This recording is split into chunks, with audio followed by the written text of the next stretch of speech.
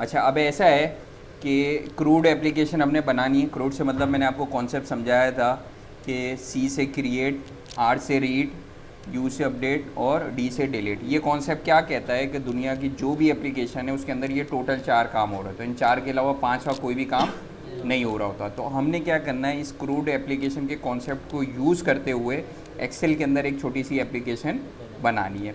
तो सबसे पहला जो हम मैक्रो बनाएंगे, अच्छा ये काम हम करेंगे मैक्रो के ज़रिए। किसके ज़रिए कर रहे हैं? मैक्रो के ज़रिए। तो सबसे पहला जो मैक्रो हम बनाने जा रहे हैं वो क्या है? क्रिएट का, नया डेटा रिकॉर्ड करने का, नया डेटा इंसर्ट करने का।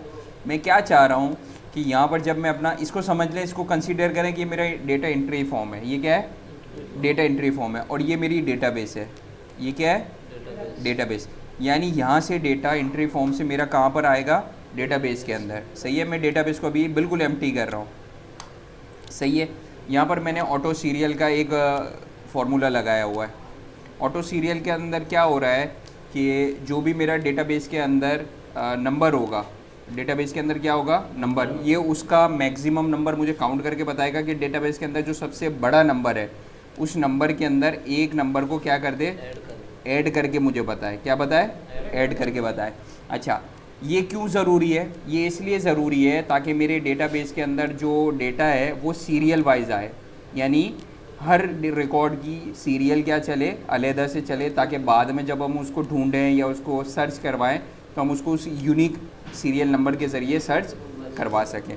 अच्छा, मैंने बनाया 4 कॉलमों का डेटाबेस।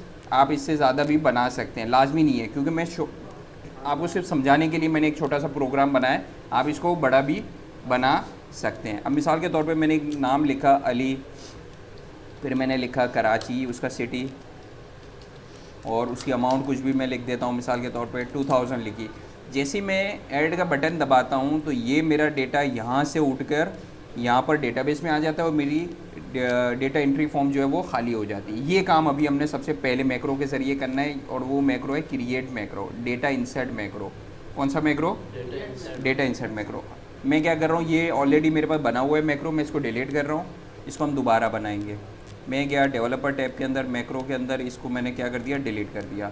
सही है। अब मेरे पास कोई भी मैक्रो मौजूद नहीं है। मैं आया, अब शुरू करना है हमें मैक्रो। अच्छा, तरतीब क्या है कि कोई भी मैक्रो जब आपको बनाना होगा तो आपको सबसे पहले उसके कॉन्सेप्ट जहन में क्लियर होने चाहिए कि भाई मैंने कौन सा काम पहले करना है, कौन सा दूसरे नंबर पे करना है। समझ में आ रही बात? तो यहाँ पर आपने क्या करना है सबसे पहले। अच्छा, अब हम कंटिन्यू करते हैं। बहुत ज़्यादा डेप्थ में मैं नहीं जा रहा डिटेल में। मैं ये आपको बताने, ये कुछ एहतियात आपको बता देता हूँ कि जब आप मैक्रो शुरू करोगे तो मैक्रो का पहले से आपको सारे स्टेप याद होने चाहिए कि मैंने ये करना है, फिर ये करना है, फिर ये करना है। मैक्रो रिकॉर्ड होने के दौरान आप याद करने बैठोगे तो आपका मैक्रो क्या हो जाएगा? ख़राब हो जाएगा। आपको दोबारा से मैक्रो पूरा रिकॉर्ड करना पड़ेगा। मैं जल्दी जल्दी इसका मैक्रो इंसर्ट कर रिकॉर्ड करवा लेता हूँ। सबसे पहले मैं क्या कर रहा हूँ? मैं डेटा फिलअप कर रहा हूँ। सबसे पहले मैं क्या कर रहा हूँ? डेटा मैंने फिलअप कर लिया। मैंने अपना डेटा इनपुट कर दिया। उसके बाद गया मैं रिकॉर्ड मैक्रो पे। यहाँ पे मैंने नाम लिखा, ऐड डेटा के नाम से मैंने मैक्रो का नाम लिखा। सही है। उसको मैंने किया ओके। अब ये मेरा डेटा यहाँ पे देखें रिकॉर्ड होना शुरू हो चुका है। यहाँ पे डेटा, अच्छा मैंने यूज़ रिलेटिव का ऑप्शन अभी ऑन नहीं किया। सबसे पहले मैंने क्या किया, जिस डेटा को मुझे कॉपी करना है, लेकर जाना है डेटाबेस के अंदर, उसको मैंने कॉपी किया।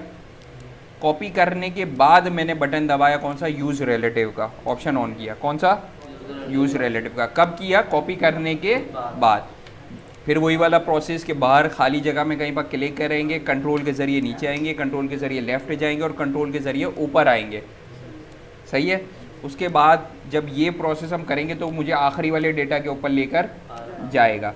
अच्छा, इस डेटा को मैं क्या करूँगा, एक दफ़ा क्लिक करके नीचे का बटन दबा के एक दफ़ा नीचे आ जाऊँगा। इसका क्या मतलब हुआ कि आखिरी जो भी डेटा होगा उसके बाद की लाइन, ये जो प्रोसेस हमने यूज़ रिलेटिव के ज़रिए किया, इसका क्या मकसद था कि मैक्रो को ये बताना कि जो भी लाइन आखिरी आपको भरी हुई मिले उसके बाद वाली लाइन। सही है। अच्छा, अब मेरा डेटा वहाँ पे कॉपी हुआ है, उस डेटा को मुझे यहाँ पे पेस्ट करना है। तो पेस्ट आपने कैसे करना है? डायरेक्ट कंट्रोल भी नहीं करना, आपने राइट क्लिक करना है, पेस्ट ऑप्शन के अंदर आपने सिर्फ और सिर्फ वैल्यूज़ को पेस्ट करवाना है। सही है। अब ये मेरा डेटा आ गया, ये वाला डेटा यहाँ पर आ गया। अब आपने क्या करना है, यूज रिलेटिव को अब हटा देना है। पेस्ट हो गया ना डेटा, अब आपने यूज रिलेटिव को हटाया। इसके बाद ये तीन जो हमारे तीन सेल हैं, कौन से, नाम वाला, सिटी वाला और अमाउंट वाला, इसको सेलेक्ट करके डिलीट का बटन दबा देना है। क्या करना है, और उसके बाद नाम पे एक दफ़ा क्लिक करके यहाँ पर आपने मैक्रो को स्टॉप कर देना है।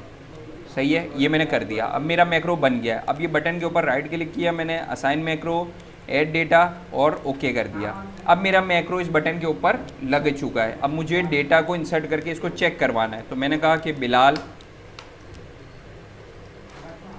लाड़काना